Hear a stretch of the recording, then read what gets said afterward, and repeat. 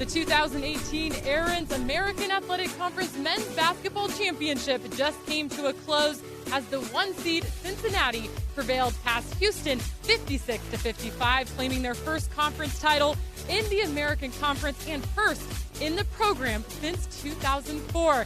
There you see the champions celebrating in the postgame. The hats, the hardware, they've got it all, and they're feeling pretty good right now as they're headed to the NCAA Tournament. Welcome inside the Amway Center alongside Mike O'Donnell. I'm Haley Outen. Mike, we expected both teams to lay it all on the line this afternoon, and they did just that. Well, congratulations to Cincinnati. First in program history, back-to-back 30-win seasons. What an awesome job by this team and Coach Cronin preparing them for the championship. Well-deserved. Well-deserved win for Cincinnati, and after today's game, I had a chance to catch up with Gary Clark after the win. I'm now joined by Cincinnati forward Gary Clark. Gary, you said yesterday that this game would come down to rebounding. How did that impact the outcome of this game? It was huge. They got a couple offensive ones that could have put us away, but you know we stayed in and persevered. It came down, got 2 big stops. You know, it came down to literally a rebound. You grabbed that final rebound that this game came down to. It sent you to the free throw line. You missed the first one. You made the second one. How did you handle that pressure? I looked up to my mother pass, and she gave. I haven't seen this look since I was probably like 7 or 8, where she looked like she was about to run out on the court on me. So I was able to calm down a little bit and focus and knock down the last shot. You told me yesterday that it was your dream to be able to cut down the nets with your team. How gratifying is this moment? It's words can't even explain it. You know, to work so hard my whole career to finally, you know, be in this moment right now and just try to soak it all in, because only got a couple more games left, hopefully 6 or 7. So I just got to enjoy this, get better, and move on to the next one. Congratulations, Gary. Good luck in the NCAA Tournament. Thank you. I appreciate that. Thank you. Very excited, Gary Clark in the post game, and we just heard the cheer of the Cincinnati Bearcats as they were selected as a 2 seed. They'll take on Georgia State, and if they should win, they'll face the winner of Nevada and Texas, playing in the South region. Mike, do you think Mick Cronin is happy with that selection? Absolutely. They deserve a 2 seed, no question. When you look at their entire body of work, this is a team that did the job from the beginning of the year to the end of the year. Their RPI was in the top 20. They had a strong strength of schedule, and there was that win over Wichita State really helped them solidify that 2 seed. And again, winning the American Conference Championship, not an easy feat. That is well-deserved, a 2 seed for Cincinnati. I think they've got a great matchup in Georgia State. We just heard from Gary Clark in the post-game, and the game came down to his final rebound, which sent him to the line, missed the first free throw, made the second one, and I thought it was interesting that he said he looked up to his mom in the stands, and had never seen that look on her face. But we knew rebounding would be an impact in this game, and that really held true today. First of all, moms will always make you make your free throws. There's no question about it. Gary Clark, most outstanding player in the tournament, back-to-back-to-back double-doubles. He was a machine. He is the problem for a reason, and he's done it all tournament long. He's done it all year long. He's the leader of the Cincinnati team, a well-deserved individual trophy, but you know he talked about it before the game yesterday. He wanted to cut down the nets and win an American Conference Championship, did everything he possibly could, left it all on the floor. Congrats to Gary Clark. Just an unbelievable player and a legend in Cincinnati basketball. Gary Clark has, without question, swept up just about every major postseason honor that he can. And I had a chance to catch up with Mick Cronin following today's game, and he might have a new nickname for the problem Gary Clark, and that's Mr. Consistent. I'm now joined by the American Conference Tournament champion head coach Mick Cronin. Coach, congratulations on this win. You told me yesterday that in order to win today, your team was going to have to bring energy for 40 minutes. How did they pull through in the end? Well, defense, that's what we do. We had some guys I got 2 guys I'm worried they broke their finger, but we didn't make free throws. But this team's got a lot of character. You know, guarding Houston is really, really hard, and it held them to 18 points in the second half. So if you can miss free throws the way we did and continue to defend, it takes a lot of character and a lot of leadership and a lot of grit from your kids. You try to build that in the program, but as a coach, you got to recruit it. You got to have kids that have it inside of them. So I'm fortunate. Your program prides itself on its defense. Why is that a trait that can take you far in the NCAA tournament? Well, defense travels. Shots come and go, like your high school girlfriend, as I like to say. Even free throw making comes and goes. But you got to continue to defend. But you got to have the kind of kids that are willing to do it. Coach, there's a lot of guys that can draw up defensive schemes. You got to have the kids that'll dig in and implement it. And because a team like Houston's got playmakers. They got shot makers. You can't leave them. But we've been doing it all year. Only Virginia's been better than us on the defensive end this year. It just says a lot about what our kids are made of. The energy and the electricity today in the Amway Center, how did that impact the outcome of this game? Well, we got a great fan base. Fortunately for us, a lot of them winter in Florida.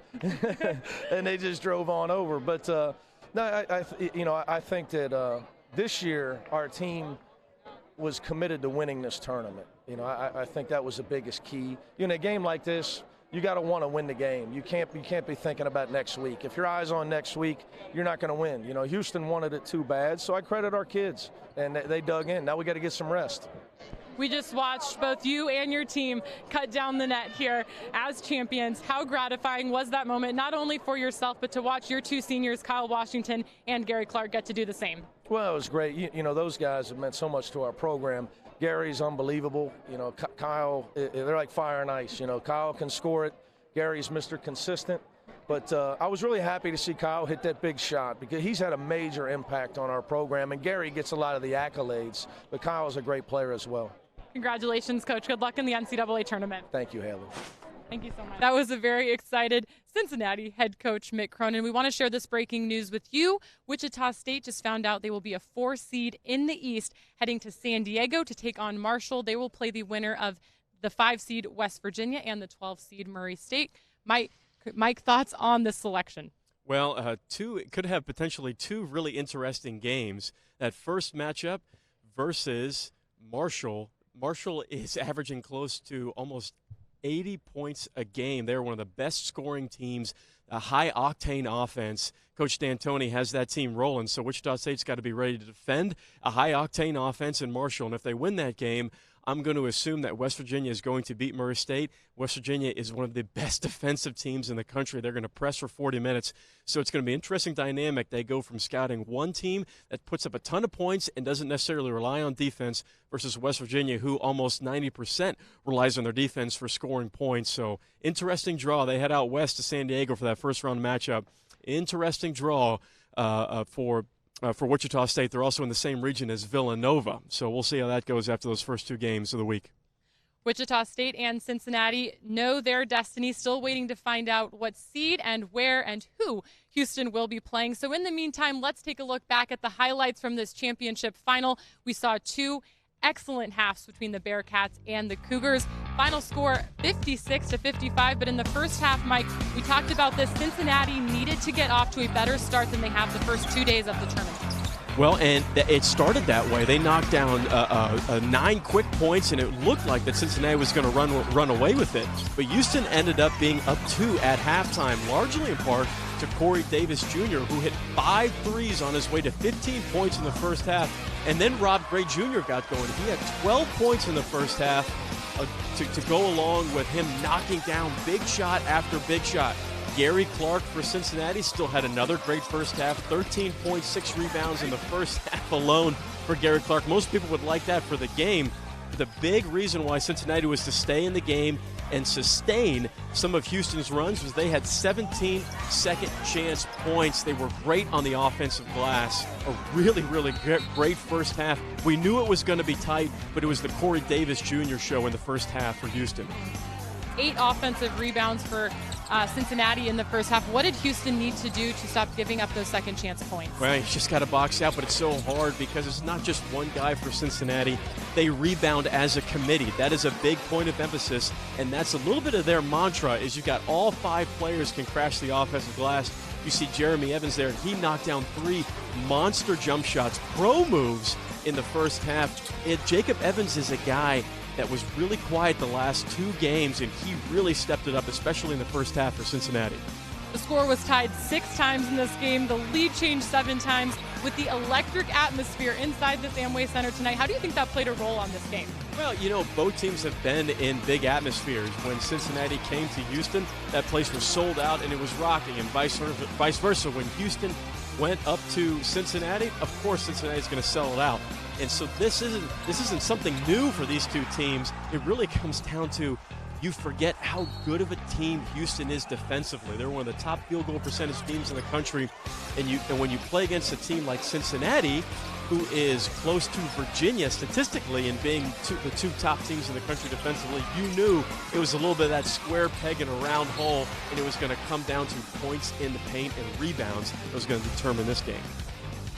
The best players from both teams needed to show up today in order to really make this a true championship game. Here you see one of them from Cincinnati, Gary Clark, the rebound and the finish. But on the other side, for Rob Gray Jr., 17 points today, 3 assists. Did he do what he needed to do today for his team? Yeah, it looked like towards really the last 5 minutes of the game that he ran out of steam. He missed 3 jump shots, and they were all short. It's almost as if his legs really kind of disappeared because he was knocking them down in the first half. He has been tremendous for the entire tournament. Rob Gray Jr. had himself an awesome tournament. He had 17 points in this game, coming off 33 points in the last game. He had 17 points in their early win versus UCF 2 days ago. I mean, if Houston would have won this game, I really think Rob Gray Jr. would have been the most outstanding player because he's one of the best offensive players in the country. Heading into the half, we're going to show you the interview that Kelvin Sampson did on CBS and what his team needed to do. Chance points. They're an elite offensive rebounding team, and they're hurting us with second shots. We got to find a way to, control blocking out and let our guards come rebound. Our bigs just got to focus on blocking out and let our guards go rebound. Well, here we are in the second half. Houston up 37-35, a close game as we mentioned, and we talked a lot about the defense on both of these teams. Mike, in the first half, though, both teams shot over 50% from the floor, and that was a difference we would see in the second half. Cincinnati's so good at taking charges, but you would expect Cincinnati to come out with great energy. They've been doing it all tournament long. Second half has been the half in terms of being the more energy team for Cincinnati. And for Houston, their mantra was in the fast break. They scored 13 points in the fast break, and Houston had 18 points off of Cincinnati's turnovers. That was a big story in the second half of the Cougars.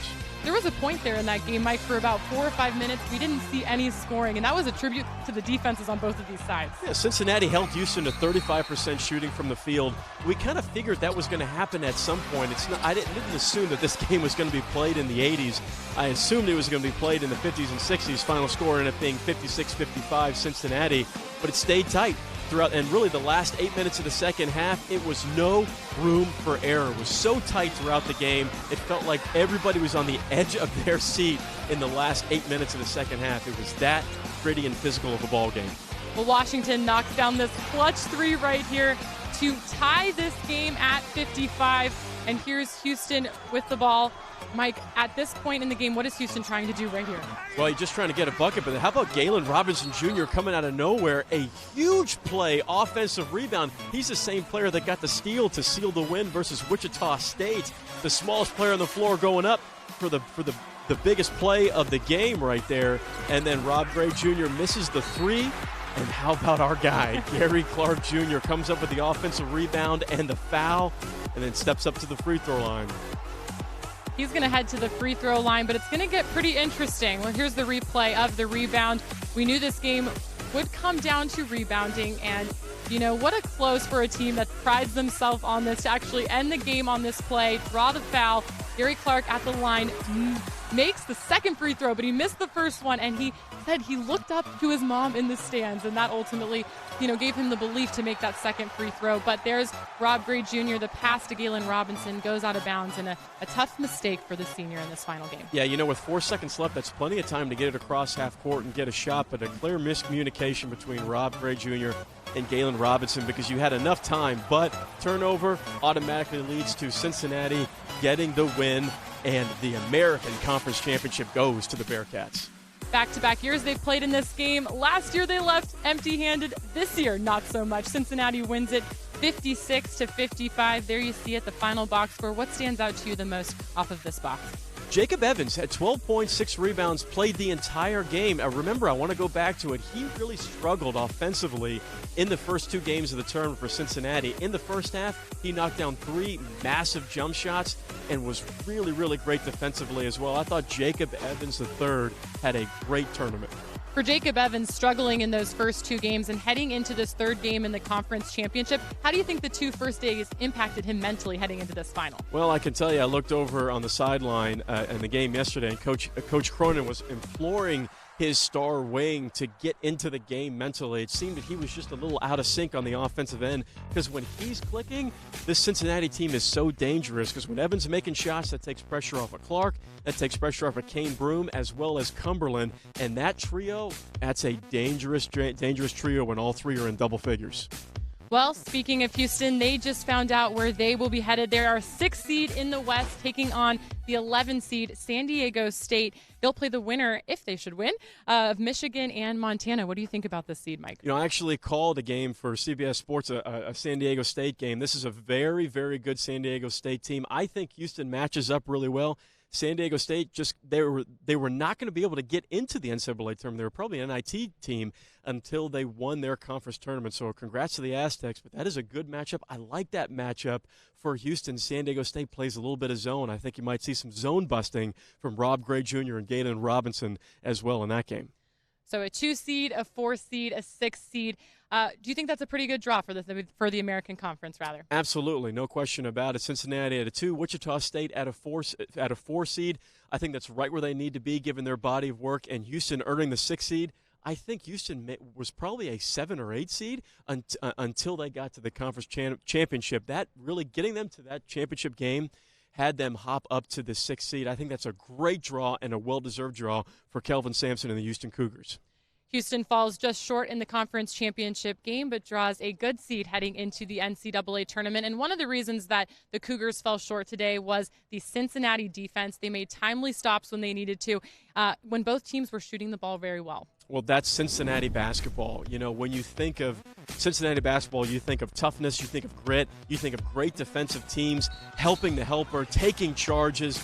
This team does it all. They stay focused on the scatter report, and it's a collective unit. It's not just one particular defender. Gary Clark Jr. gets a lot of credit, deservedly so. He was Defensive Player of the Year, but they do it as a team. And even a substitution, you don't lose a beat defensively. You may lose points by making subs for this Cincinnati team, but you do not lose energy, and you do not lose your defensive scatter report. Every man on Cincinnati knows the scatter report. They understand who they're guarding and how to match up. And also, we saw a little 2-3 matchup zone versus Houston in this game, something that we haven't seen a ton of from Cincinnati. It'll be interesting to see if Coach Cronin will utilize that going into the NCAA tournament, because I thought it worked really well against Houston.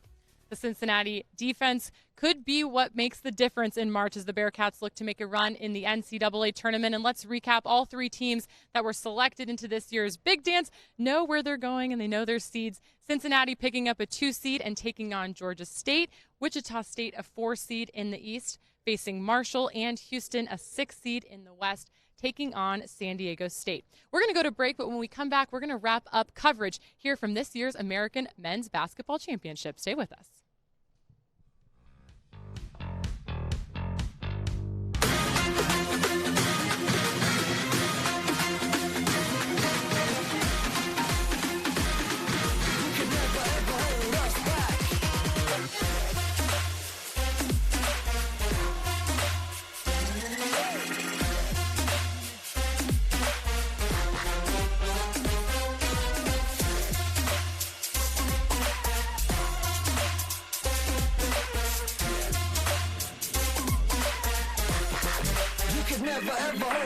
Oh, that ball is hit deep, left field, way back. That ball is gone. Double play ball for Kentley. Schreitenthal's over to first. In time, double play, and that ends the game.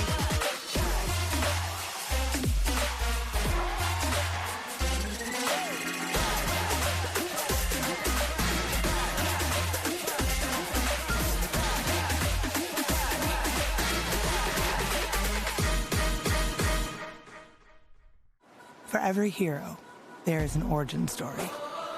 An experience that made them who they are. For a new generation of explorers, pioneers, and innovators, that experience is calling, offering a different kind of education, one guided by distinguished professors who understand experience is the best teacher. Greatness lies beyond the classroom. This is where you start. University of Cincinnati. Do more. Welcome back to the 2018 Aaron's American Athletic Conference Men's Basketball Championship postgame show inside the Amway Center alongside Mike O'Donnell. I'm Haley Outen. We're happy to have you with us as we wrap up today's tournament final. The 1-seed Cincinnati prevails past the 3-seed Houston 56-55. We're now going to send it over to the postgame press conference for Cincinnati Bearcats.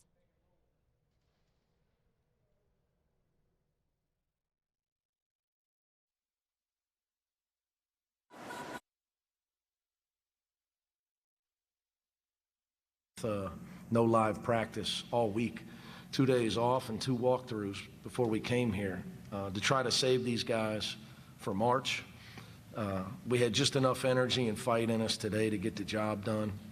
But, you know, Houston's got a great team. They've had a great season, and they've really had a big impact on the development of our league. We need them to be good, and Coach Sampson's done a great job with them. We were just one more point better than them today, but a lot of resolve from our players. I think, you know, when I watch the film, it's going to be amazing how we won, considering our lack of shooting open shots and our lack of free throws, making free throws.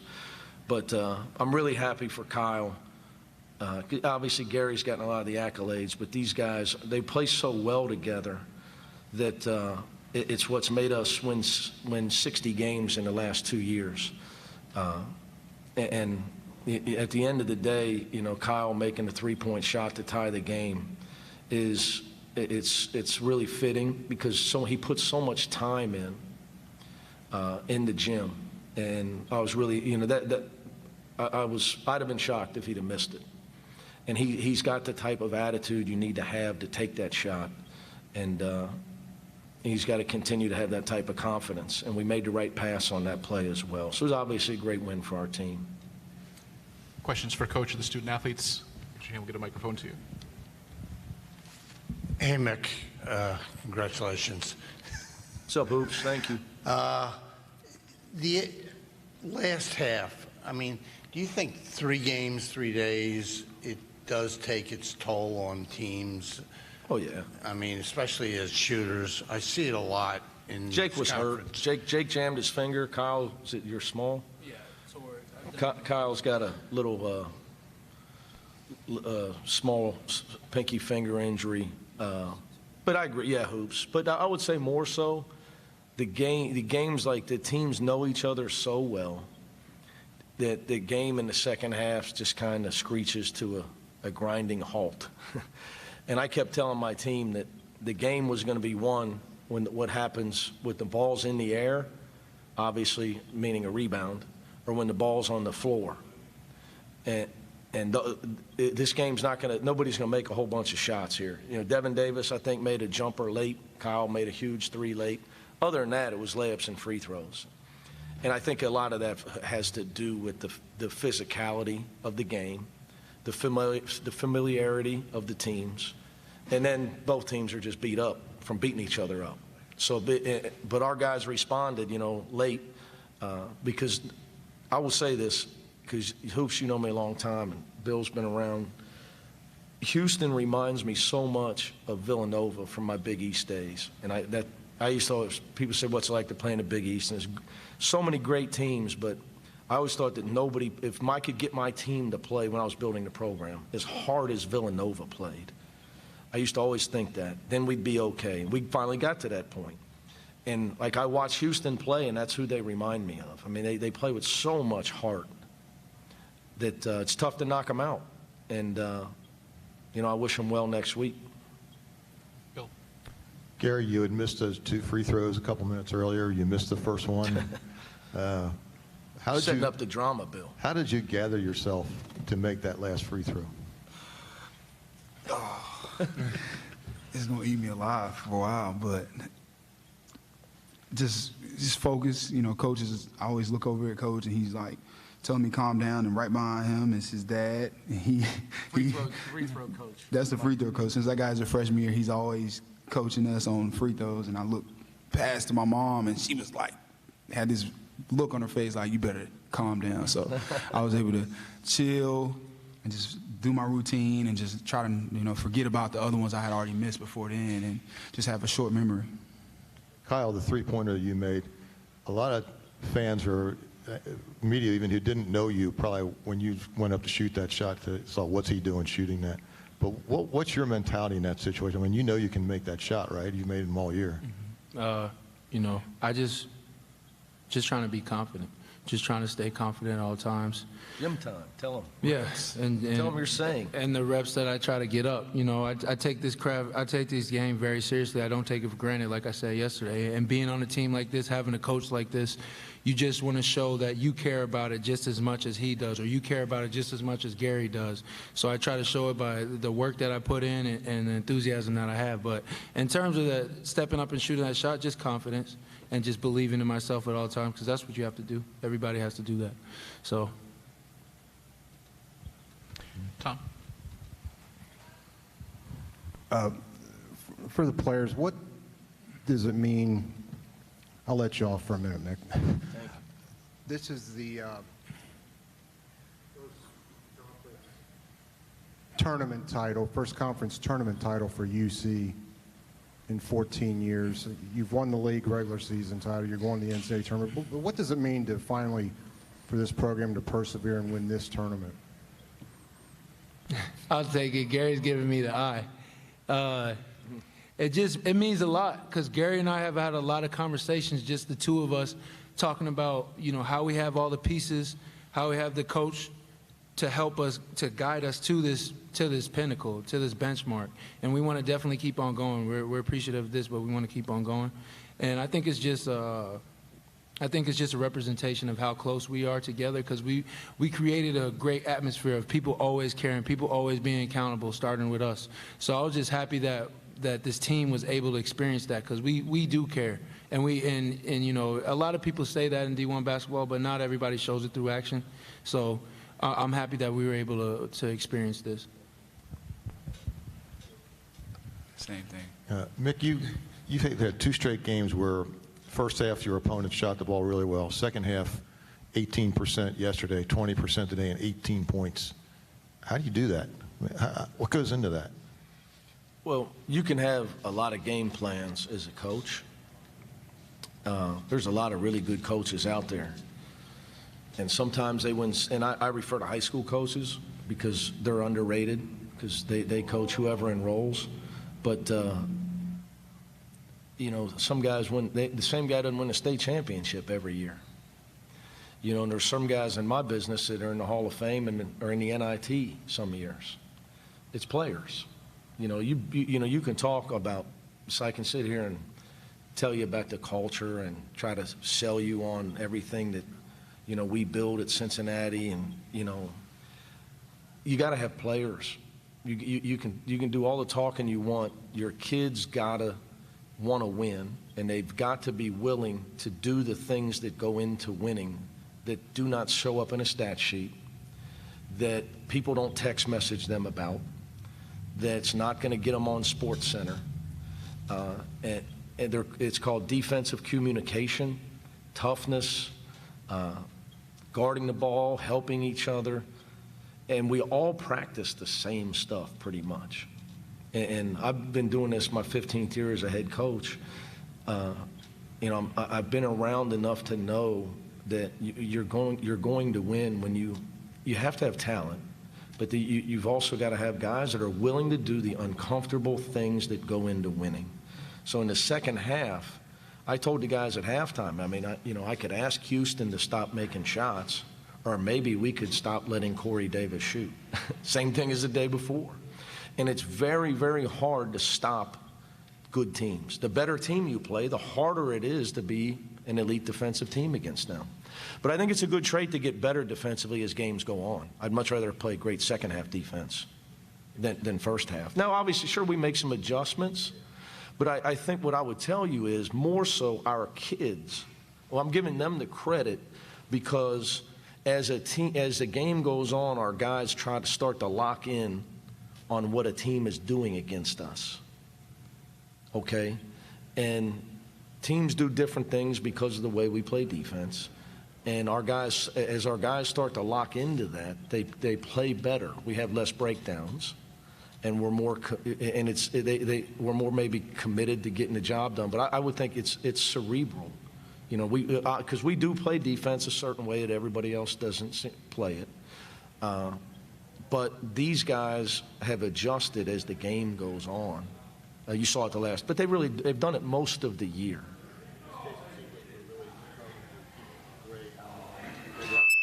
Yeah, I mean, you could say that, but what I would really tell you is, you know, we believe scorers need layups and free throws. Okay, shooters just need clean looks. So as the game went on, we eliminated their shooters. They didn't make a three in the second half, but when they drove the ball, our guys showed great discipline to stay on their feet and not go for shot fake after shot fake after shot fake. Because they got good players. They're second in our league in offense. They average a lot of points. I don't know what they get on Wichita State yesterday, 70-something, 80-something their first game here. Today they get 55. Tom. Mick, you've... Are you guys done with them? Yeah, I guess so, yeah. I'm just left so they can go. Appreciate that. Just quick, we don't know who you're playing yet or where. You've gone out west, I think, 3 of the last 4 years. Do you think... I just want $100. I knew you were going to ask me. Well, the fact that you're probably going to be a number 2 seed... I'm glad you know that. Let's hope you're right. Does that earn you think, a closer place to home? You're asking the wrong guy. Do you think about that? You're asking the wrong guy. I'm not on the selection committee, and I'm not nearly as smart as Jay Billis, Jay Williams, and Seth Greenberg. So those guys get paid for all that. Joe Lunardi, what a job that guy's done. The career he's made for himself. I got a lot. I came from, a working class family. Dad had 4 jobs. Mom worked there. I respect people that work their way up. So that's for Joe, Jay, and all the boys. I have no idea. Jerry Palm's great. You're asking the wrong guy. Right now, I'm worried about my team. I'm hungry. Try to make sure everybody's healthy, and let's get home. I don't really have any comments on what I think's going to happen, what I want to happen. And when it comes out, I'm just going to worry about our opponent. Any final questions for Coach? Well, the seeding has come out, and Cincinnati is officially a 2 seed, so Mick Cronin can rest easy and be pleased with their draw. But we've talked a lot about the impact of Gary Clark. He's swept up all of the postseason honors, but his teammate and fellow senior Kyle Washington, what impact does he have on this team, Mike? Ever since he transferred from NC State, he's had an enormous impact on Cincinnati, and he's that kind of point forward to where he can step out, shoot the three. He can mix it up down low. He's got this really great lefty runner from about 10 feet and in. It's very difficult to stop. He's a mismatch nightmare. So anytime Washington is scoring in double figures, that usually means that Cincinnati is playing great ball on the offensive end. He's a mismatch nightmare for opponents. It's so hard to scout against him because of the fact that he can post up and step out to the three-point line. He made a monster 3 in the game to tie it today. 3 games in 3 days. These teams are familiar with one another. It's a grind, as Mick Cronin just mentioned. What impact does that have on the body and minds of these student athletes as they prepare to play in the NCAA Tournament in the coming week? Yeah, 3 games in 3 days is no joke. It's hard. I've been there. It's really difficult. It's very taxing on your body, but that's what you sign up for. In the NBA, those guys play back-to-back-to-back nights sometimes. You have to show up and play. And in college right now, leading into the NCAA Tournament, you've got a couple days to where you can get your body right. But Coach Mick Cronin's practices are tough, and he builds his teams through conditioning. He's prepared for this moment, started in August is when he got in conditioning with his team, and this might be the most conditioned team in the country. So I'm not worried about Cincinnati's conditioning at all because that's Coach Mick Cronin, and that's what he's instilled in his team. You just want to make sure everybody's healthy. And right now everybody looks to seem to be pretty healthy, so I think you should be fine this weekend. As we start to close out our tournament coverage here at the Amway Center, let's show you all at home the all-tournament team that was announced in today's post-game ceremony. First, from Wichita State, Landry Shamet was named to the all-tournament team for his performances in the quarters and the semis. Yeah, averaged 4 assists per game in those 2 games, had 24 points versus Temple, had 19 versus Houston. Shamet's a pro point guard, pure and simple, and he showed it in the tournament this weekend. He's one of the best point guards in the country, so hard to guard, and a lethal three-point shooter. For Memphis, their run came to an end in the semifinal, but forward Kevin Davenport caught the attention of the media here this week. Yeah, with Jeremiah Martin out for the season, one of the best players in the conference, Davenport really stepped up. He had 27 points versus USF. He was on fire. Then he had 15 versus Tulsa, 12 versus Cincinnati. Just a really great athlete for the Memphis Tigers. Moving on to Houston, Rob Gray Jr., he was the hero yesterday, and he played a significant role today as well. He's one of the best scorers in the country. He had 17 versus UCF, 33 versus Wichita State. One of the best performances of the year against the Shockers. He had 17 in the championship game tonight. It felt like he got a little bit tired, but Rob Gray Jr., the all-time leading scorer in the American Conference, he is big time. Another player that does quite a bit of scoring himself, also named to the all-tournament team, is guard Corey Davis Jr. Yeah, he was great. We don't talk a lot about Corey Davis Jr., but he's a little bit of that X factor for Houston. He had 10 points in their first game, 19 yesterday, and then 15 in the championship, and he hit those 5 threes in the first half. It was awesome. Went cold in the second half. You heard Coach Mick Cronin. There was a point of emphasis to get out to him, but a phenomenal shooter in Corey Davis Jr. Rounding out the all-tournament team is Cincinnati forward Kyle Washington. He came up with an extremely clutch 3 at the end of this game. Yeah, the lefty's been big time all year long for Cincinnati. This 3 right here tied it. A monster 3 for Kyle Washington. He is so tough to guard and scout against. He was double figures in all 3 games, and that huge 3 versus Wichita State, I bet that becomes one of the biggest shots of his career. And last but certainly not least, we've said his name all week long, is Gary Clark from Cincinnati, the forward named the tournament's most outstanding player, and deservedly so. Boy, Cincinnati fans are going to be sad when he's gone. He's had such an incredible 4-year career for the Bearcats. 3 straight games that he had a double-double in this tournament. That is unbelievably hard to do in a conference tournament, but Gary Clark Jr. has the toughness, the grit, the energy, and the leadership to do just that.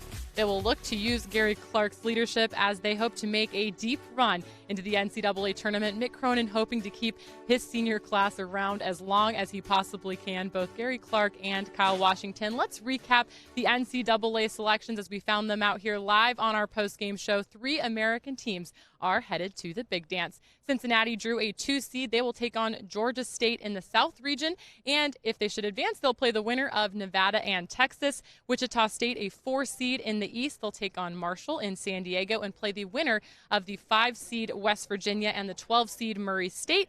And lastly, Houston drawing a 6 seed in the West. They'll take on the 11 seed San Diego State, and they will play the winner of Michigan and Montana. Mike, final thoughts on the NCAA selections? Yeah, I think the seeding is fine. I think it's exactly where those teams deserve to be. I really, really like Cincinnati's road to the Sweet 16, potentially the Elite 8. Wichita State, I think, has the toughest draw, no question. I think it's very difficult, 2 very difficult teams that they're going to have to play after they win that first game. And then Houston getting the 6th seed, I thought it was great. I do think Houston can get to the second weekend.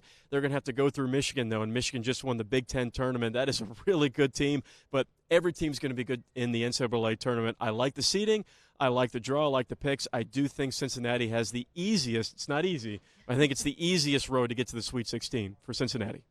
3 teams headed to the NCAA tournament, but the Cincinnati Bearcats, this year's 2018 American Athletic Conference men's basketball champions, their first tournament title as a program in 14 years, and the first time in program history they've claimed back-to-back 30-win seasons. On behalf of Mike O'Donnell, I'm Haley Outen. We want to thank you for tuning in with us all week long on the American Digital Network from the Amway Center. We're saying goodnight. Cincinnati is the champion.